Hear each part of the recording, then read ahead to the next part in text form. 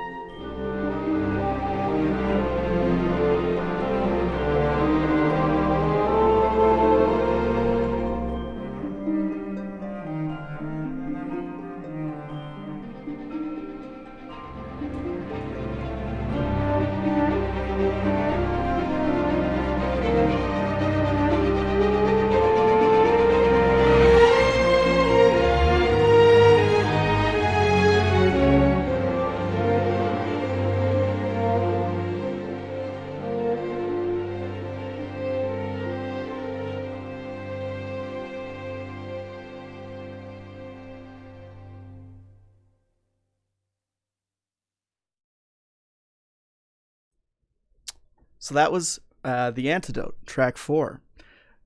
My littlest sister can't stand that the choir says "hey ho" instead of "hi ho" like the games they say in the game.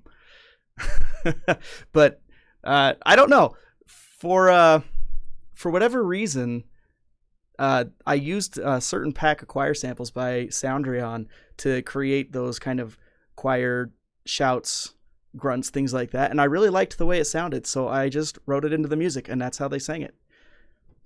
Yeah, John, Mark's horn solo at the end is incredible. The other one incredible is Kevin Mills on cello. He was our first chair cello, and he is incredible.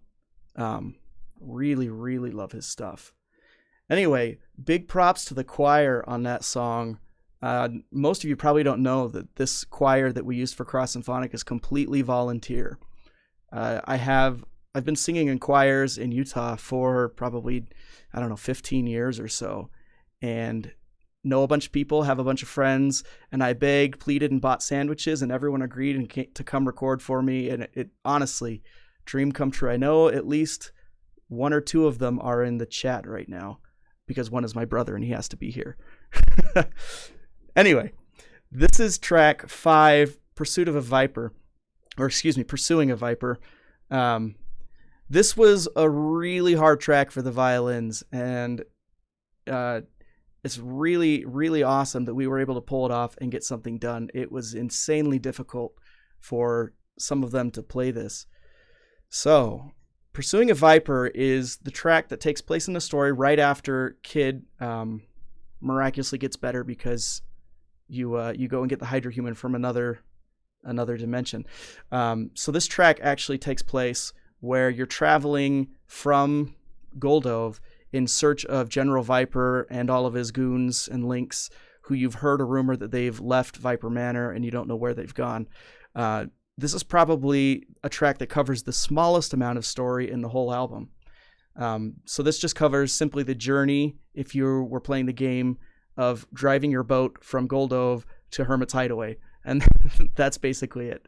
So this is track 5, Pursuing a Viper.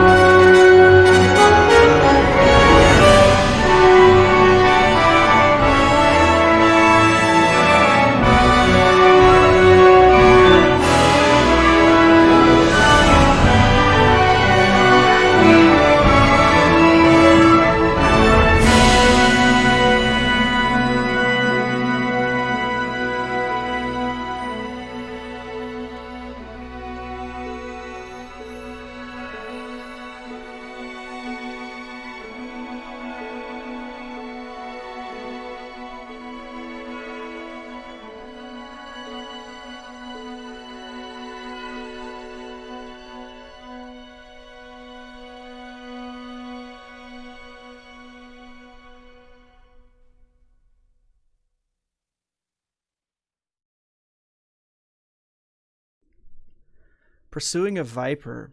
So I guess listening to this again, that track actually sets up quite a bit of exposition for the rest of the game.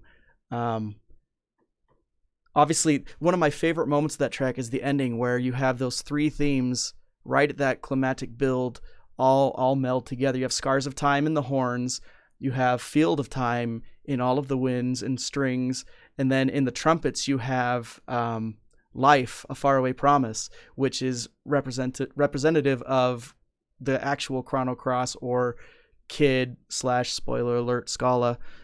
Um, I love the way they all come together and kind of, allude to this greater purpose in the world. The other thing that I have in there is the song Leaving the Body, which I feel like represents General Viper and his Dragoons really well. So it all sets up this whole plot. I'm starting to explore these characters, and the next track, covers the point when Surge and company arrive at Hermit's Hideaway. And this is where they walk up, they find this hut burned to the ground, and Harl is there and confronts them, tells you this story of this great dragoon that you're looking for, and then you end up getting into this battle with her. Now, fun story about this track coming up, which is track 6, The Hermit and the Dragon. The main theme in that one is Dragon Rider, or Dragon Knight if you want the English translation. And I actually will admit, I don't like this theme. I never liked it when I played it in the game. I always found it kind of obnoxious. But it's one of those themes that you absolutely have to include. People love it. And so what I did is I took it and I said, okay, well, I'm going to turn this into like an action sequence. And I think it turned out really well. So this is Dragon Rider, also one of my sister's favorite pieces that on this album. The Hermit and the Dragon, track 6.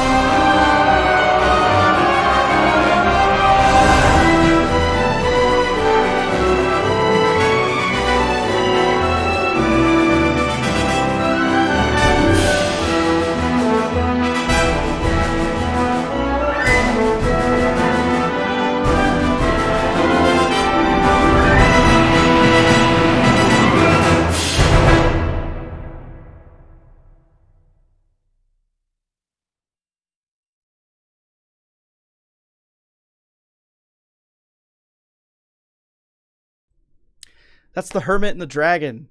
It's a fun piece. That piece also marks the first time I used Star Wars as an influence for this project. That's kind of where the John Williams influence crept into the piece. So for those of you that joined late, welcome. The Hermit and the Dragon, that takes place from Hermit's Hideaway on through, heading through the fog, getting stuck on the ghost ship, and arriving at Mount Pyre. So it's this whole dynamic of meeting this epic dragoon, fighting this epic battle with one of the dragons or Lynx's henchmen, Harl, and then moving on in the story, pursuing the rest of the group that has moved on to Fort Dragonia. So this next track is called From Water to Fire, and this takes place when you're going to see the water dragon to get the blessing so that you can freeze the lava and head to Fort Dragonia. Now, this was an interesting track just from the standpoints of it's really, really popular, and I really wanted to take this kind of new approach to it. So we have this whole build up in the beginning, and it slowly builds and progresses as you go through the trials and the ordeals, until you get the blessing and then leave. So then as you're leaving at the end of this track, we have this moment in the game where Kid passes out and has like this flashback of the fire and this orphanage, and you see Lynx's face really menacingly. And I thought that was such a poignant moment in the story. It was really cool to interject that into the track and kind of create this foreboding villain dynamic, which is what you're going to hear at the end of From Water to Fire. So, without further ado.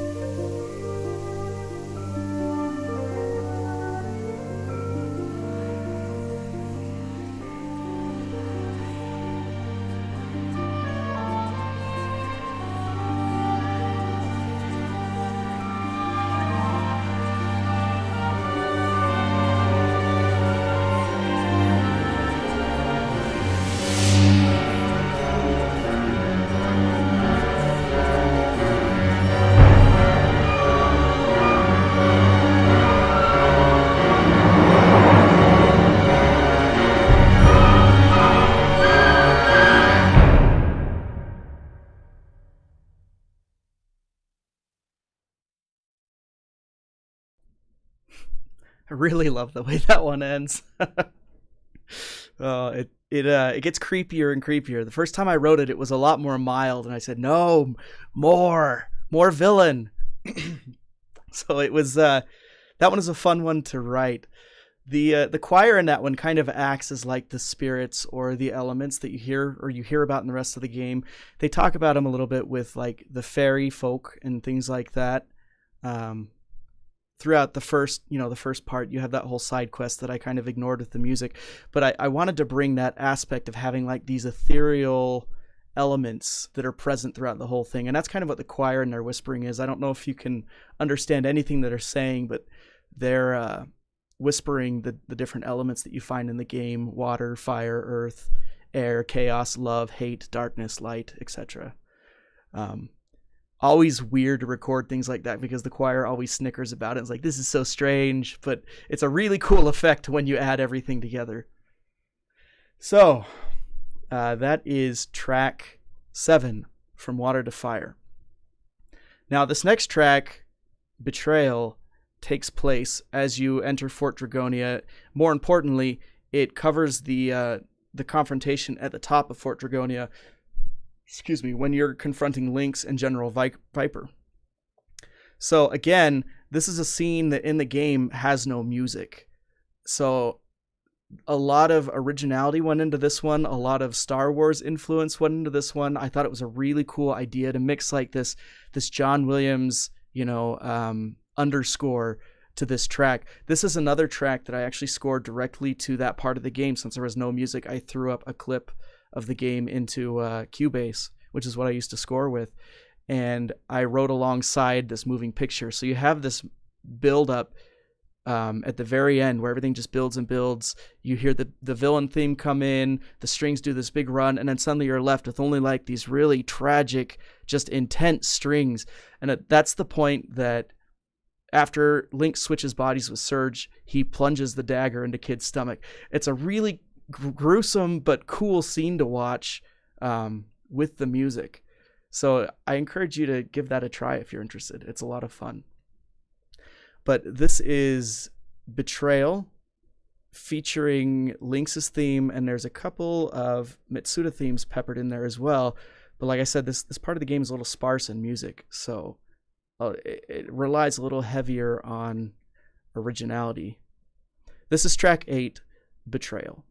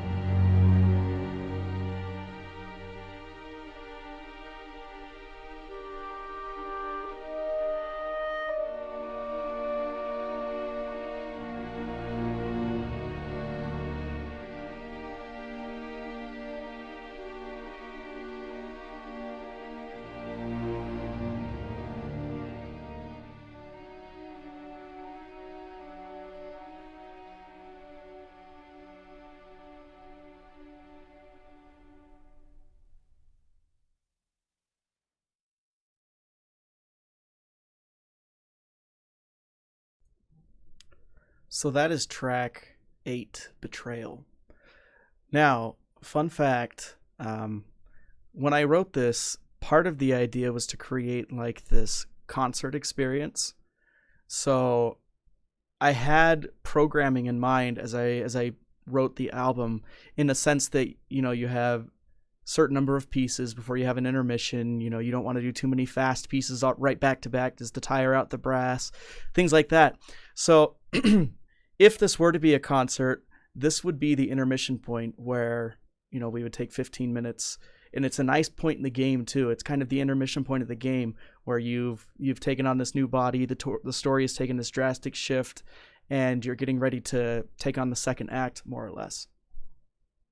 So track 9, the next track, A World Betwixt, is of course in that strange Van Gogh-esque world, where everything is topsy-turvy. The painting, all of the backdrops are strange impressionistic paintings.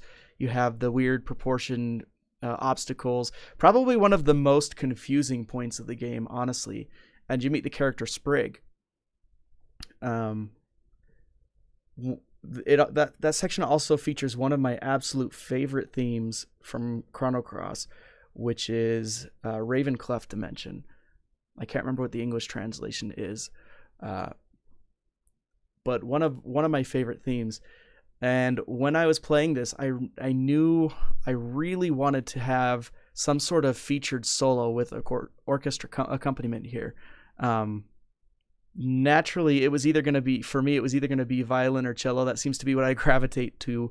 But I thought it would be really nice to have like this featurette violin solo, very, Schindler's List-esque violin solo going on here. So I ended up writing this violin solo that ended up being way too hard for most people I had in mind to play it. Whether that's just poor writing or not, I don't know. But I know this wonderful, wonderful lady, fantastic violinist. Her name is Jean Bradford here in Salt Lake. And she very graciously accepted the role of learning this piece and then recording it after the fact, which proved to be pretty challenging. This is also the only track that we didn't use a click track on. Those of you that don't know what a click track is, in recording, we have something that keeps the tempo, all the slowdowns. And so in the musician's headphones, you'll hear, and that's what they follow that in the conductor. And I felt like this track needed a little more expression than what we could get out of, something a little more mechanical like a click track. So we free conducted this one, which makes everything a million times harder when you're editing the music. Probably a mistake, but no, it turned out beautifully. And we had a fantastic conductor, Eric Schmidt, who also came in and conducted the solo violin. And he conducted everything in real time to what he conducted before without a click track, and we were able to put it all together, and it worked flawlessly. So this is track 9, A World Betwixt.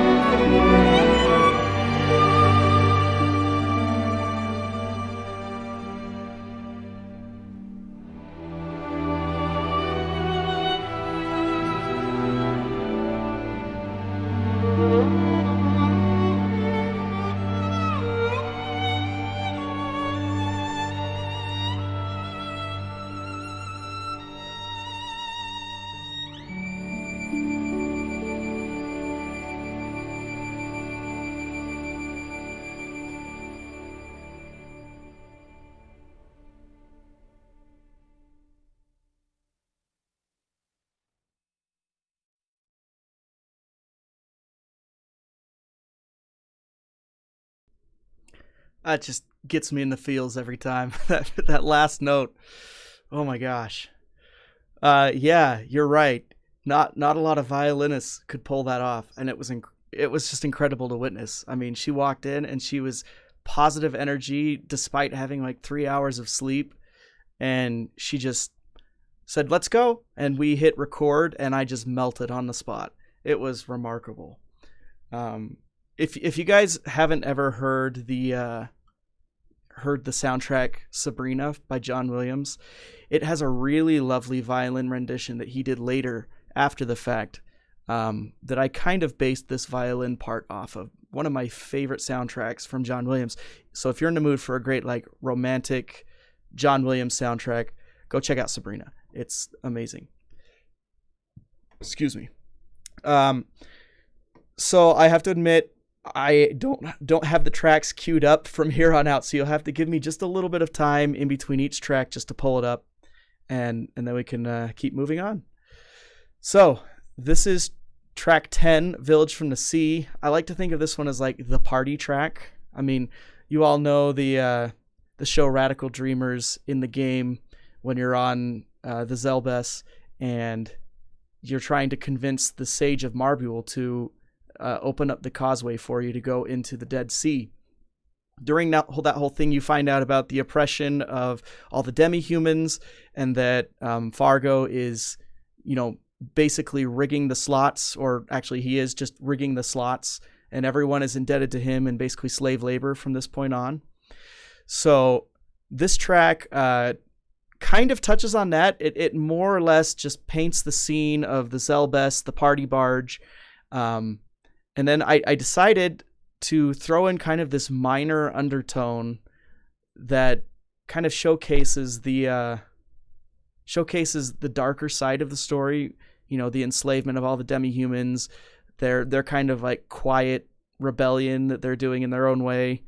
And then, of course, ends with the performance Radical Dreamers, which Nikki does, which ends up waking up all of the, I don't know what you call them, the apparitions back in Marbule that you go back to fight, and end up cleaning out all the monsters so that the demi-humans can move back.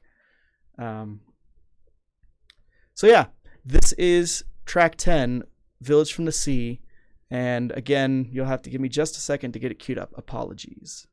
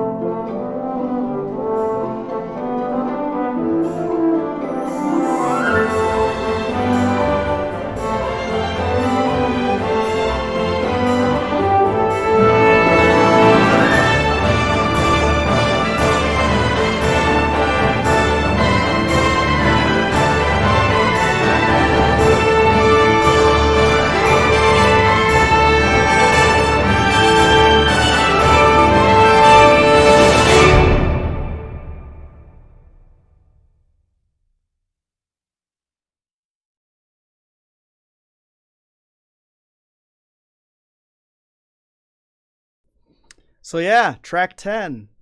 And big thank you to the Game Brass, which again really transformed that. Shout out to John Robert Matz, who is in the chat.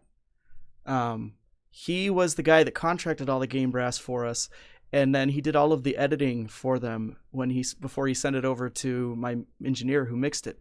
And he did an absolutely incredible job. They all did, and this album was completely transformed because of them. So big round of applause to those guys.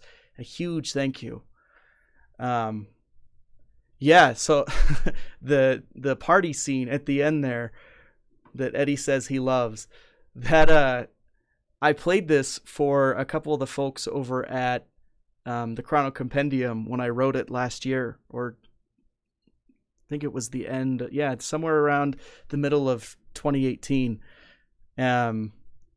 And the one comment was, "Man, I love that ending. I wish it would go on for another minute." I just had to go, there's not enough material for another minute, first of all. But no, it's a great track. I really like that one. It also marks the departure from kind of the lighthearted feel from the album. This is where the story in the game takes on a darker tone. It's also where the music begins to take on a darker tone as well. So I didn't say anything earlier, but part of telling the narrative on this for this story was I left out all of the town themes, just because thinking of it from a movie context, I couldn't think how to interject those into the story where they weren't necessarily relevant. They didn't really serve as a plot device. They served as a location, which I played with the idea of adding in like a Termina track or something like that, and ended up cutting it, partly because that's a really hard track to arrange. Shout out to David Peacock, by the way, with Materia Collective, who just released his own Chrono Cross album today. He has another Termina on that album. Fantastic track. You guys should definitely check that out if you haven't already. So, moving on, this next one, Where Time Stands Still. This was a really interesting track to start because this one features, let me get the theme. The theme, People Seized with Life, which is, a lot of people associate it with like Miguel. Once you get into the Dead Sea, you have that battle in that frozen place in time where you're sitting at the bell from Chrono Trigger. This I know is a fan favorite theme as well, and I love this theme in the game. It's so melancholic and so poignant. What I wanted to do with it, though, is just completely start at nothing, which is what I do. You start with the Chronoopolis theme, you build the tension, being in the area, this otherworldly, ethereal place where waves are frozen in time, buildings are half decayed and stumbled over, and it's a really creepy part of the game. It's also a complete departure from anything that you've done beforehand. You walk into this modern city. And so what I wanted to do is just start at nothing and build this tension and continue to build and build. All the while you hear this theme, the People Seized with Life theme, you hear it playing in the background. It starts in the horn, you hear it with the bells, you hear it in the violins at some point, and you have kind of this theme of variations with it. And then you get to the spot where the whole orchestra kind of comes to this one note, and it's just the harp. And at this point, this is like this being suspended in time moment. You have the whole company, and there you walk into this sunset scene and get this exposition about the time crash. And it's such a cool moment in the game. I wanted that moment to be like literally frozen in time. So, you get this ethereal build, and then suddenly you erupt into this, just incredibly romanticized, Rachmaninoff-esque, People Seized with Life theme, full orchestra, everybody in octaves, and it just slaps you across the face and then just disappears, kind of like that scene in the game where everything comes to this point. You have to kill your childhood friend or your dad's friend from your childhood, and then you have to escape this erupting city. So this is Where Time Stands Still, one of my favorite tracks on the album. Also another one I scored the beginning to picture. So that's right, Lean's Bell. I apologize if I am butchering names. I suck at names. Okay, so just give me 1 second. This is track 11, Where Time Stands Still.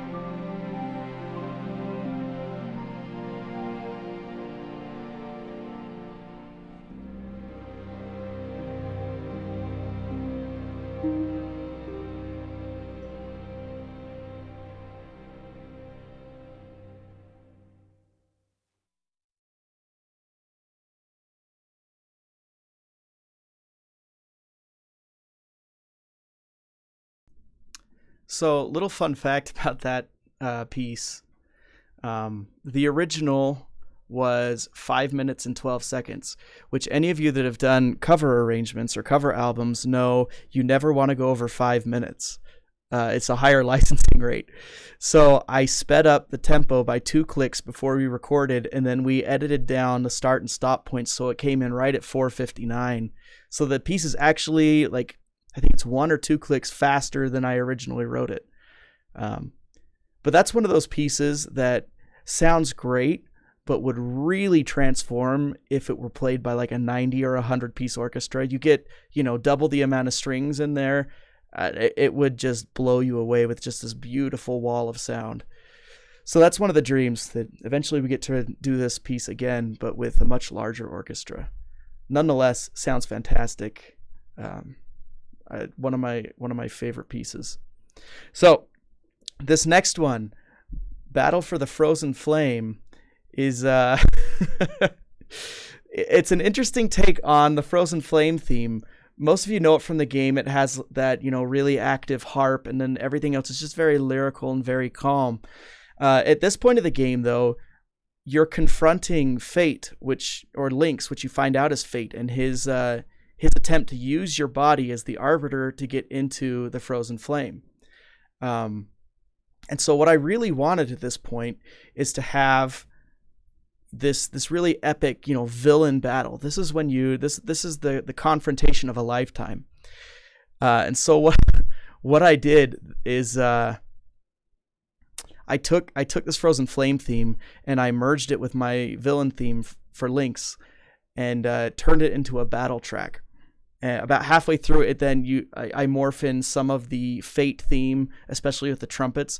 But this just serves as a really Star Wars-esque battle theme, where Surge and party is confronting Lynx or Fate, the computer, for the final time. It was really funny. This piece, actually, while it was extremely hard, this was the one that the orchestra is probably the most prepared on, and they kind of just knocked it out of the park the first couple times. And the brass really just completely transformed it. But I have to laugh because John Robert Metz, who was first trumpet and the game brass contractor, when I first sent him this piece and he recorded it and sent it back, he goes, "It sounds like the minecart scene from Indiana Jones," which, is a huge compliment to me as a big John Williams nerd. But just funny to see where my influences lie. So this is track 12, Battle for the Frozen Flame.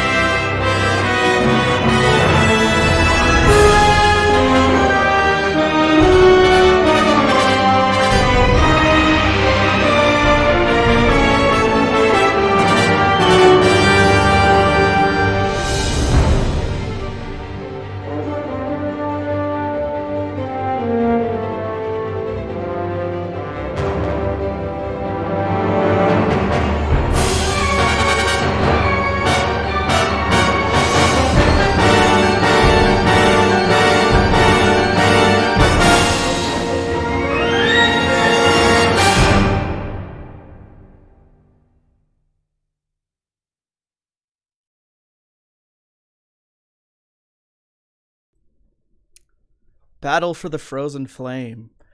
Probably another one of my favorite tracks on the album. Also, one of my favorite to write. I thought it was just so cool how it turned into a battle theme and it completely transformed that piece. Uh, a lot of fun for the orchestra, a lot of fun to write. Just punches you in the gut every time in a completely opposite way that some of the other quieter pieces have done. So, I mean, with Fate vanquished, we move on to the part of the game where Kid has been banded with Lynx for a while, not able to accept that he's in your body and that you're in his body, and she goes into a coma at this point in the game. And you have to go inside of her dreams to essentially free her from her demons, more or less. Excuse me.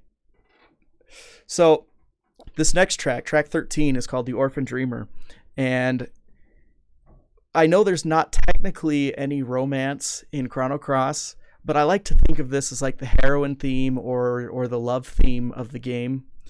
This is the first time you hear the Star Stealing Girl, which is Kid's theme, in its full iteration. Everywhere else you hear it, we've just taken the first theme and we've used it to represent Kid as a character throughout the story. This is the first time we actually use it to represent her part of the story. So this is The Orphan Dreamer. When I originally wrote it, it was kind of, I hate the word mashup, but it was kind of a mashup of Kid's theme and then Scala's theme from Chrono Trigger. And because of licensing, I had to remove that. I actually had to remove Scala's theme from about 4 or 5 different tracks on this album before we recorded with an orchestra because of licensing. And I just replaced it in most places with Radical Dreamers, and it worked fantastically. Yeah, sorry. I had to remove it, so it's not there. Unfortunately, it was the perfect tie-in, but Trigger and Cross are owned by 2 different companies, and Square was too hard to get a hold of, so Scala's theme got the axe, so to speak. Okay, this is Orphan Dreamer, track 13.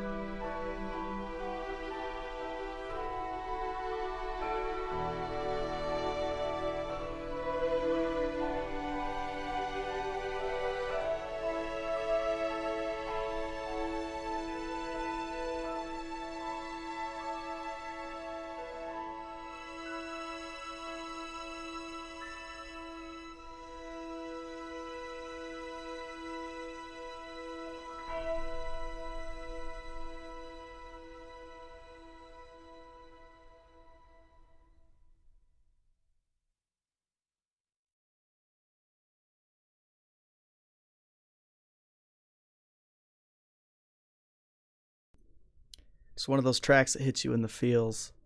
I just said in the chat that last violin solo at the end of the song was recorded by the concertmaster of the orchestra, actually, Jennifer Walton. She performed that in absolute dead silence. Everyone in the room, because nothing else at this point is playing but percussion and piano, both of which were recorded later and added into the mix at a later point. She recorded that by herself in dead silence, nothing going on, and then this violin comes in. Talk about pressure and nerves, all these eyes on her, nothing else is playing. And she did great. I think we only had to do it twice or three times just to have takes with the rest of the orchestra because of room noise and things like that. But it was really cool. This was also one of the orchestra's favorites. Another one of the pieces that just came together so effortlessly. Really beautiful job. And then, of course, the game brass came in and transformed it again, and choir as well. So this is another piece that I would really love to hear with just a much thicker string section to add the rest of that body. It sounds so great here. I can only get 10 times better with a bigger orchestra. So next time, for sure.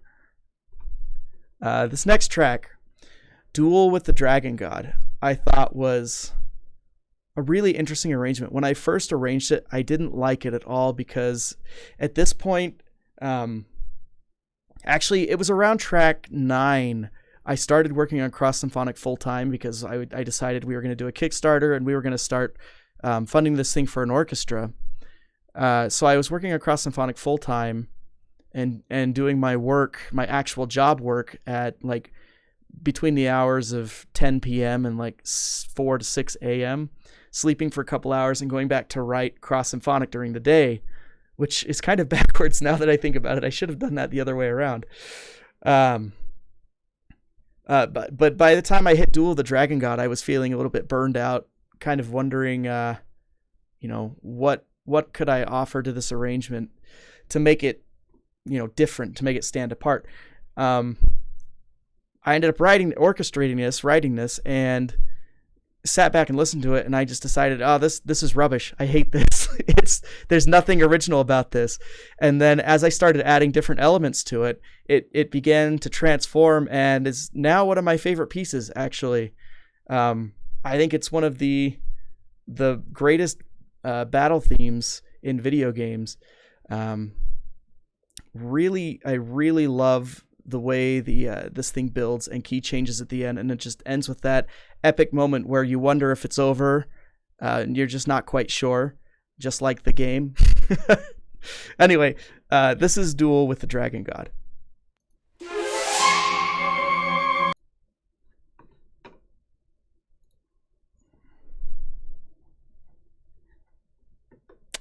I have apparently muted the wrong thing. Let me try that again.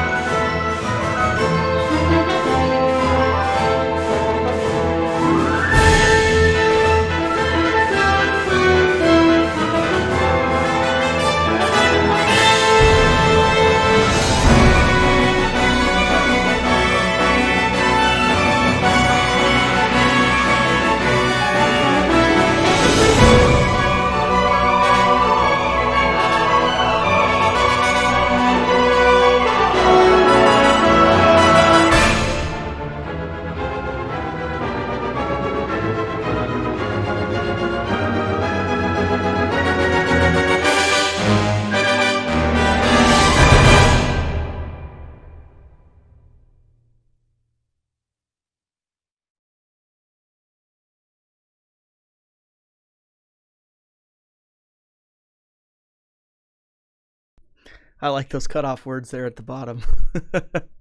That video's aspect ratio was not standard because I wanted something ultra wide, so it doesn't fit in this stream very well. That was Duel with the Dragon God. Like I said, one of my favorite tracks that came out of this thing, actually.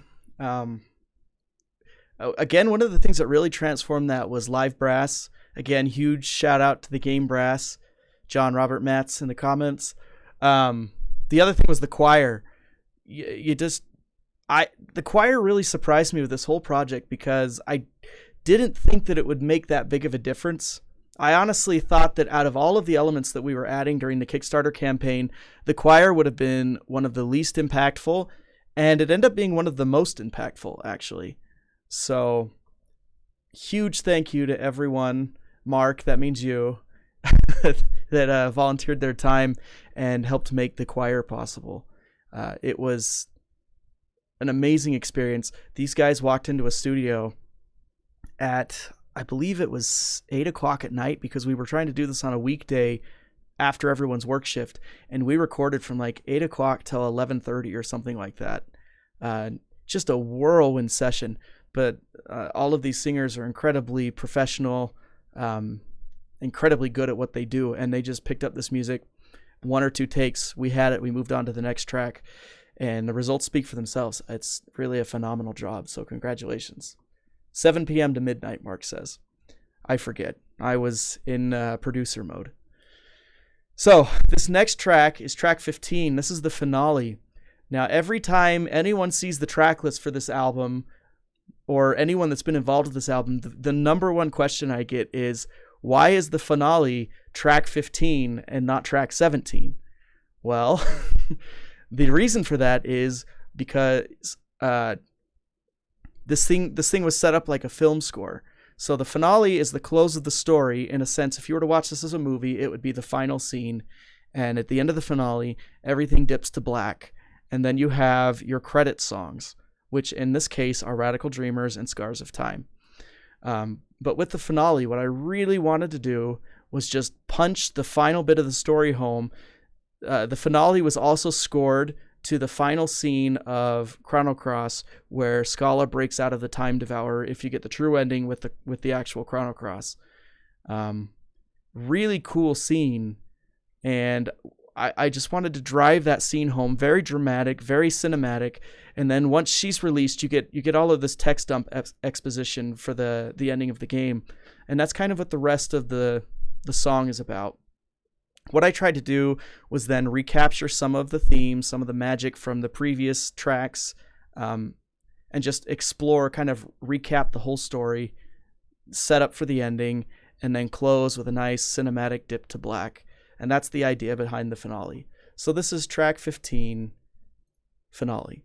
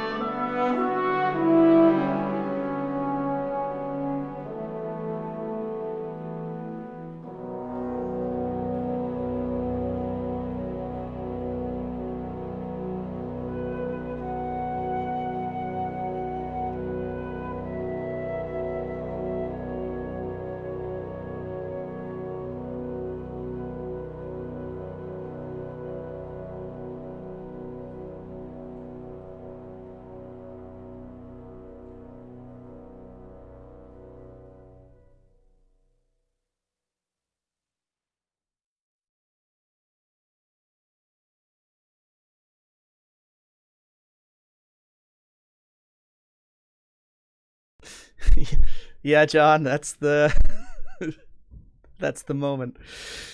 The really funny thing. So I don't know if you guys noticed this, but that flute line at the end is a reinstatement of how the entire album opens with the English horn, the opening of Scars of Time, ba-dum, ba-dum, which is exactly how the album begins. It's the same way that it ends. Uh, the funny thing about the whole ending thing there, I am a string player by nature, and I don't think about things, without someone reminding me, like breath for woodwind instruments. And so that last note is incredibly long, and the orchestra held it. I couldn't believe it. They held it clear to the end, but as soon as the downbeat cut off, you heard this from the entire woodwind section.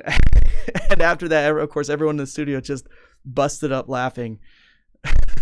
And it was at that moment I realized I just wrote like 10 bars of a held note for an instrument that requires you to hold your breath. So props to them and to the game brass, although I know they cheated a little bit because they didn't have the studio pressure. Also props to the choir. This is the highest song for them to sing in the entire album, taking sopranos up to a high B. If any of you are singers, you know what that means. And tenors. And they did that at 11:30 at night after a full day of working and 3 hours of studio sessions. So props. It was really quite remarkable. Tina mentioned earlier about the bells. This piece starts off with these really ethereal bells. They have like this metallic crystal bowl sound. I used them throughout the entire album, but these things are called Engelhart bells. They're made by a guy named Pete Engelhart in California. He's an older gentleman and makes percussion instruments out of just pieces of metal. And the East-West samples, I have the Hollywood Orchestra, I believe. No, Storm Drum 3. I forget. Anyway, they had these samples called Engelhart bells. And so while I was exploring sounds for Cross Symphonic and starting to write for things, I stumbled across these things and absolutely fell in love with the sound. So I ended up researching where I could find these things and found out they aren't common. You can't really buy them anywhere. But I stumbled across his website and sent him an email, said, "Hey, I really love these bells. Would you consider making me a set?" And he goes, "Oh yeah, well, I only make 4 pitches." And I stumbled over that one a little bit because Cross Symphonic uses, I think, 18 bells, 18 pitches. And I said, "Well, okay, would you be interested in making me a full octave?" And for those of you non-musicians, an octave is 8 notes, plus all of the semitones in between. But he said, "Okay, I can probably do that, but I won't make, the high end or the low end." And by some miracle, I was able to talk him into making and tuning a high and a low bell specifically for this project. So really cool bells, and I really look forward to using them in other projects in the future as well. I just absolutely love their sound. So by this point, the album's long. This has been a long live stream. Thank you all for being here. This is track 16, Radical Dreamers. Every single time I get to this song, it hits me right in the feels. I always tear up. And part of that is because I love the release of all the drama and all the tension that this song brings. But the performances by Kevin Mills on cello and Marie, who I can't pronounce her last name, her vocals are incredible, absolutely incredible. But her vocals and the solo cello absolutely just melt me every time I hear them. So this is Radical Dreamers. It was a must include from the beginning. I knew it had to be in here. I used the theme all throughout the other tracks, but I knew it had to be a showcase piece. And one of the things I absolutely wanted to have that not a lot of people do anymore is include the original Japanese lyrics. A lot of people do the English lyrics. and I wanted the original Japanese. So originally I wanted Laura Shigihara to sing this. For those of you who don't know who she is, she was on one of Mitsuda's earlier orchestral albums. I can't remember the name of it, but she sang her renditions of like Scala's theme. She added her own lyrics to. It's absolutely gorgeous. But she proved to be impossible to get in touch with. Every connection I had couldn't seem to find any way to get in touch with her, and she didn't reply to any of my direct emails or anything like that. Not that I blame her, some random guy on the internet emailing you. So I sent my brother Mark, who listens to a lot of strange YouTubers and strange like Norwegian Viking metal, out on YouTube to find all these different singers. I told him what type of voice I wanted, and he came back with this girl, Marie. Her YouTube channel is Marie Music, and she was absolutely incredible. I first heard her voice, instantly fell in love, knew I had to have her for Radical Dreamers, and I sent her an email, and she responded, and I'm so glad that she was willing to do this. She even learned the Japanese for this, who then I sent to a friend of mine in Japan, and he kind of coached a little bit so that we could get everything just right. Nordic folk rock. Okay, I don't know. Anyway, this is track 16, Radical Dreamers. Make sure you guys all have your hankies and tissues.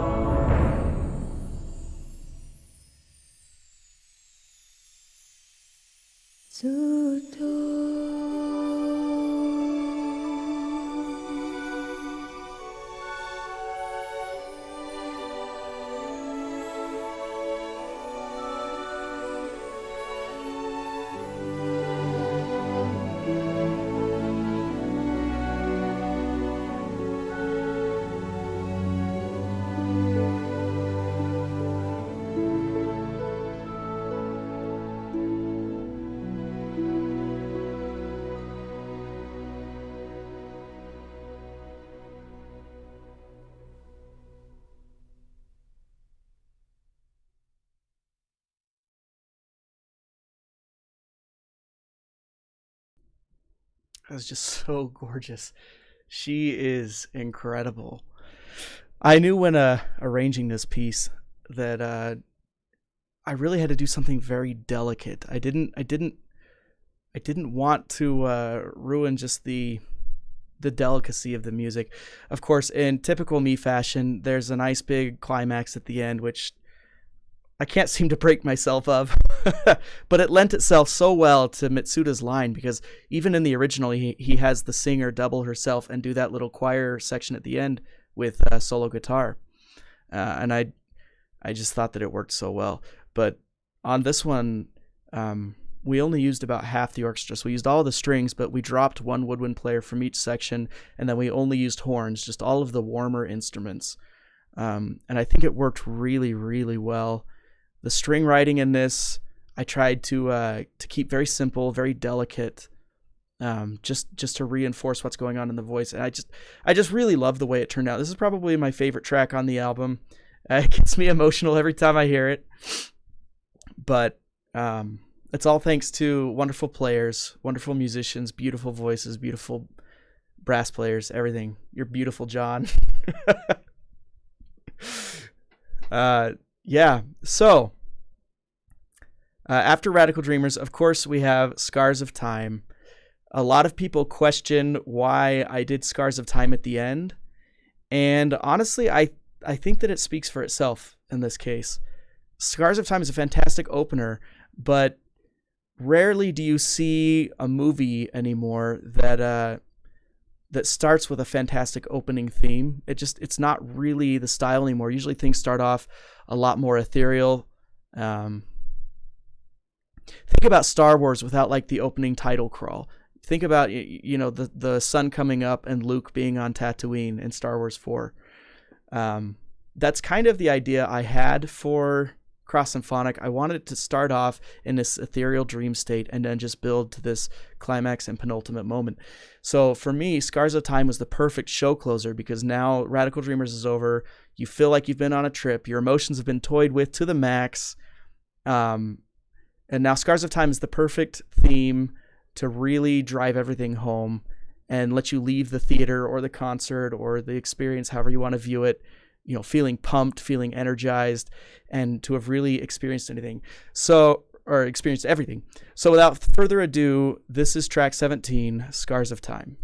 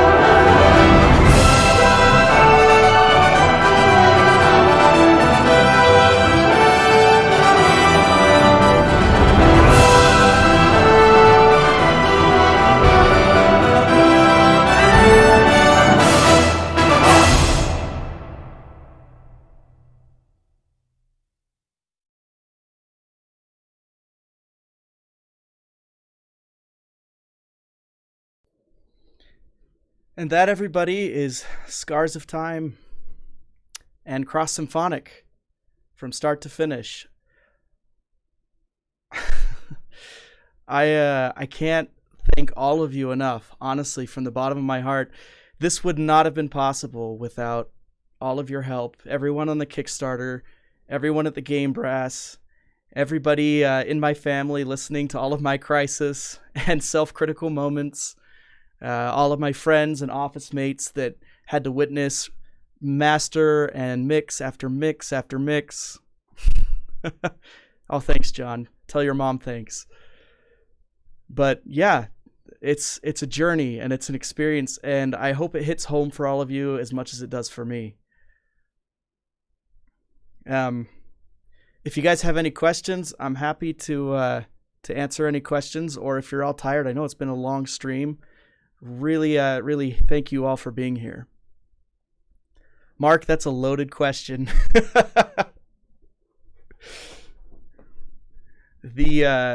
What's coming next, he asks. Well,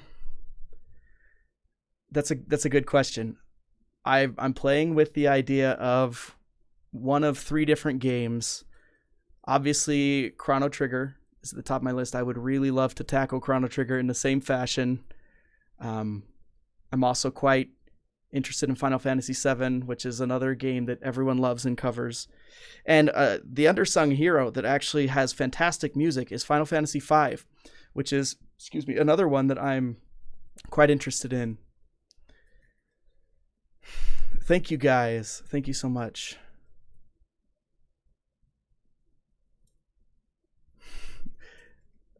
I listened to the album 3 times a day. Thank you so much, Benjamin. I'm really glad that you love it. I'm really glad to hear that you think I'm bringing new life to the album as well. Yeah, physical versions. So CDs, I got the final notice today that they are officially in production, as in being produced. So that usually the turnaround time is somewhere between 7 to 10 days, and then we have shipping. So I'm guessing with the Thanksgiving holiday, they'll be shipping out in the first part of December, and then I will get them out as quickly as possible.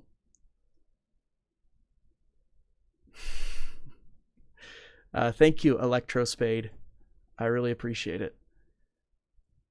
So, yeah, if you guys want to know anything, I'm sure there will be tons of things I wish I said after I turn this off, but I'm happy to answer any questions or replay something if you guys want to hear something else.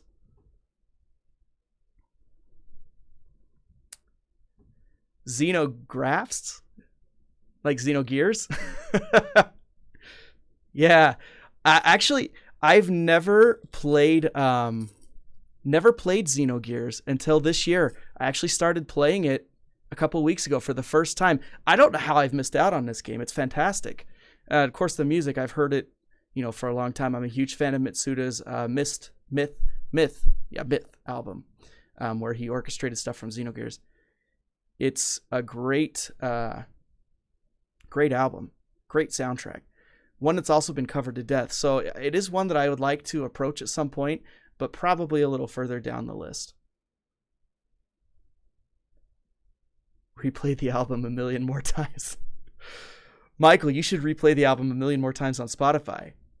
Yeah, it's coming to Spotify soon. But as far as timeline goes, I would love to get started on the next one as soon as possible. But there is a little bit of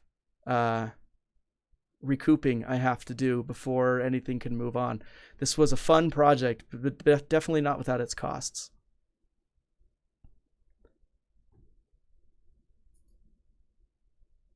I am Sauron's sister?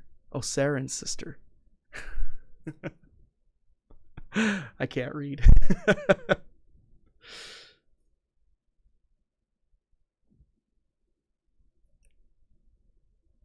Nelly Jelly.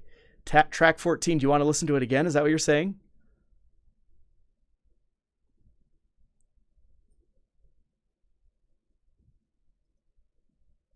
Okay.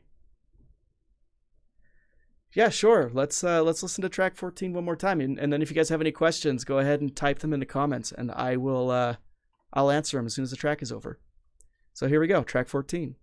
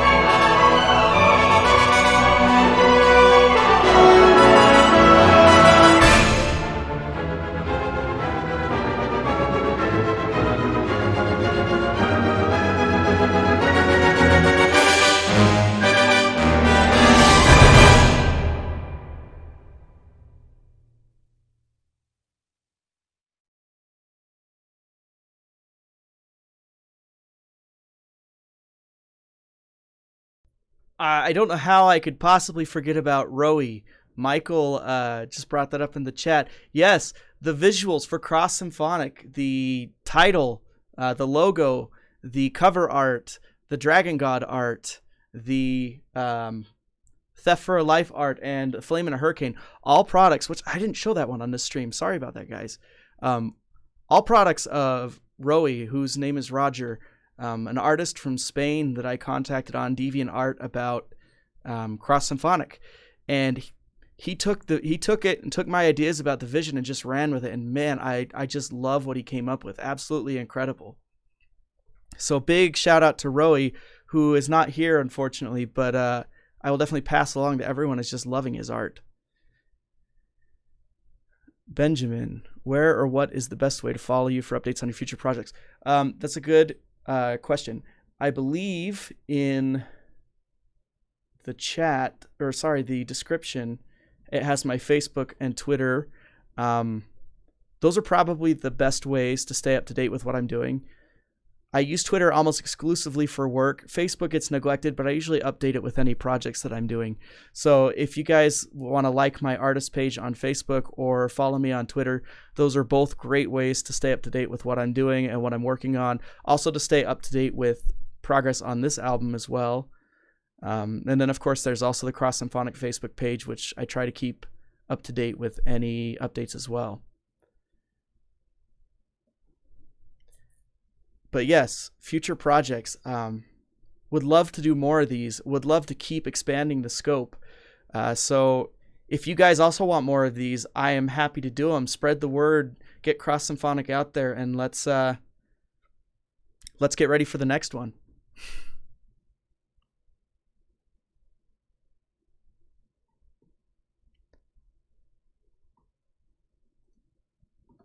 Does anybody have any questions? Want to know any more insight? Yeah, subscribing to my YouTube is also great, though I don't post a lot on it. I do try to put new tracks. In fact, there's a track on there right now for Too Far Away Times from Chrono Trigger, which would be a nice preview, so to speak, for what I would do with a Chrono Trigger album.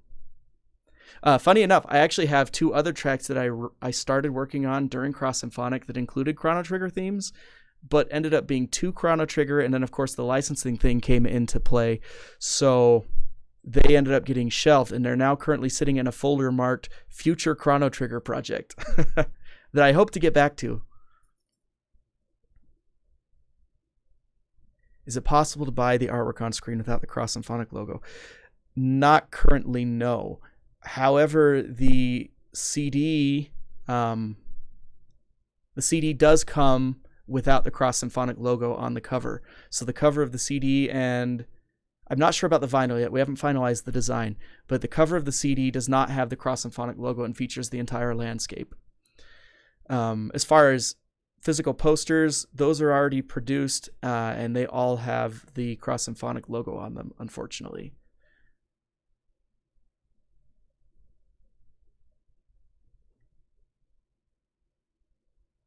So out of those future projects, which one sounds most intriguing to you guys?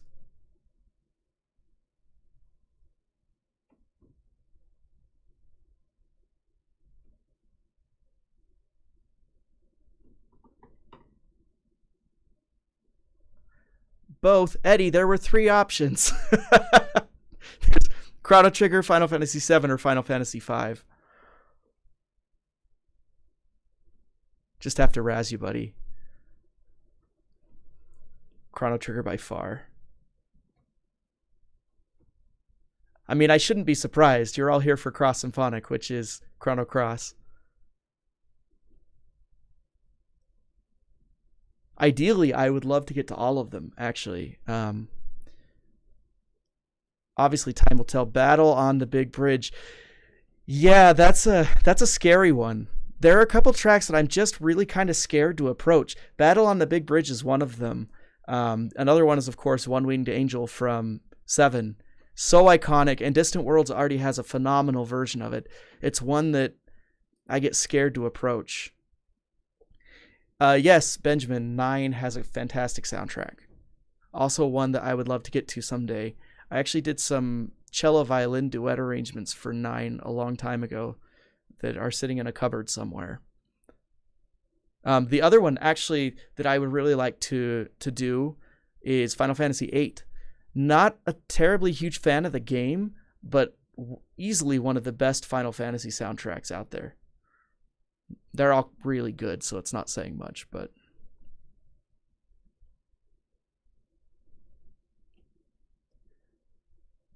But yeah, any future project that I attempt, I would love to do on this scale or larger. Full symphony orchestra. If I do Chrono Trigger, though, I'm actually not sure that I'll use a choir. Not because the choir was bad or anything like that, but because I don't know that the game lends itself to quite as... I don't know how to word it. Quite as epic a scope as Chrono Cross does for me. Not to say the story's any less epic, it just... the choir doesn't feel like it fits as naturally with Trigger as it does with Cross.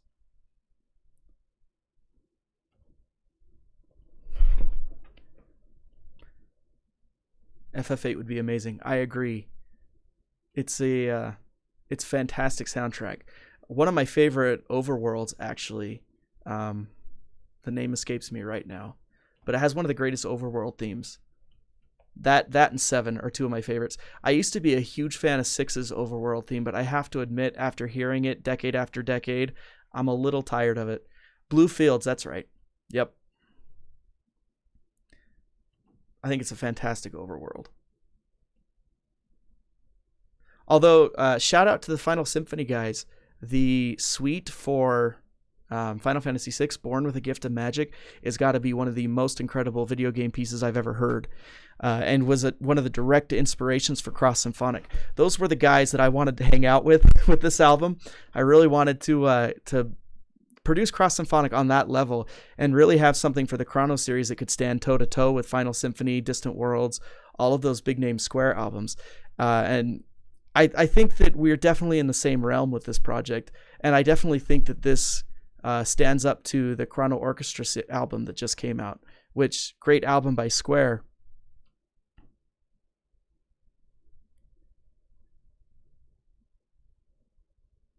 Final Fantasy X, another game that has just incredible music. The big problem with Final Fantasy X is the themes are really pianistic, which is really cool. Don't get me wrong. Also from the Final Symphony, the Final Fantasy X Piano Concerto is absolutely incredible. Definitely worth listening to if you've never heard it. But the problem with that is translating that into orchestra is quite difficult, especially with some of the really cool tracks like Besaid, which is one of my favorite tracks in Final Fantasy period. Absolutely gorgeous theme, really hard to translate to a lyrical instrument.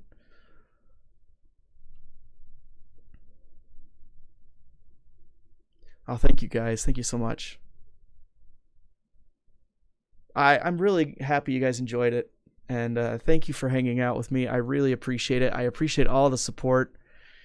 It's overwhelming, honestly. This whole thing is overwhelming. The past couple of weeks have just been absolutely draining, race to the finish line. And now we're here. I feel like I can relax a little bit.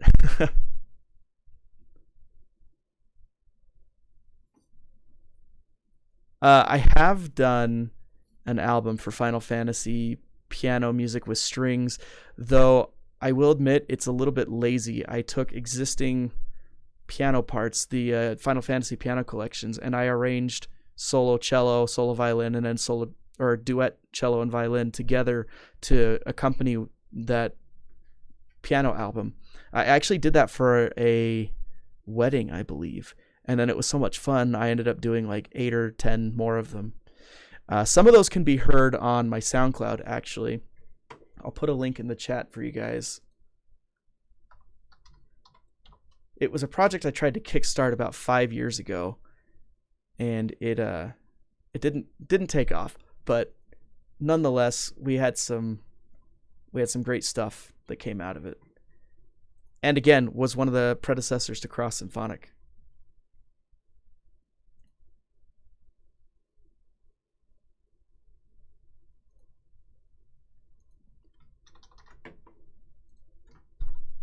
There you guys are.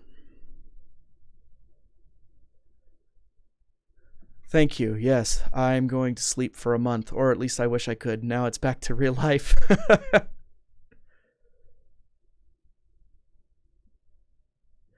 Thank you so much, Eddie. Thanks for being here. Thanks for being a huge support through this whole thing. I really, really appreciate it. And thanks for hanging out on the whole thing. Have a good night, friend.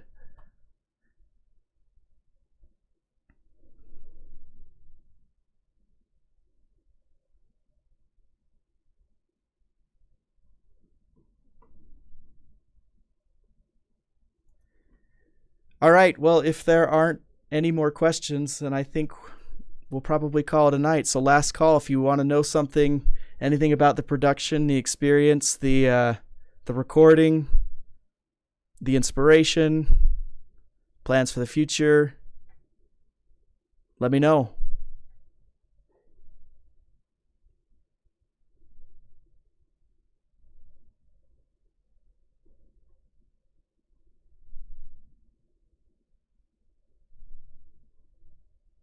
Thank you, John. Have a great night, sir. Really appreciate everything that you've done. You and the Game Brass. Fantastic work. Thank you for making this thing possible. You guys really transformed everything.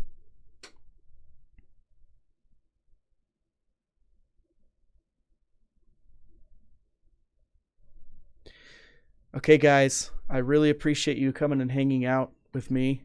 I am beyond. I don't have words, honestly, for the show of support for me, for this album, for you guys helping make everything happen. And I can only say I really hope that it impacts you guys and new listeners the same way that it does me. It's such an experience. It's such a labor of love. I love Chrono Cross. I always have. I've always wanted to give it the same symphonic treatment that all of its big brothers get. And I think we really achieved that with this album. So I'm really happy to have this out there. I'm really proud of all the hard work we've done and the result we got. And I think it absolutely achieves almost everything that we set out to do. So really hope we get to do another one. It will completely depend on how well this one is received and what you guys want. So if you love it, you want more of it, make some noise, let me know, let the world know. I would love to do more.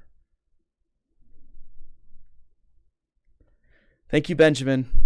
And thank you guys all for being here. I really appreciate it. And if you guys have more questions or, just want to chat, leave me a comment on the Kickstarter. I will be monitoring it, and I will let you guys know what happens with the CD and vinyl as things develop.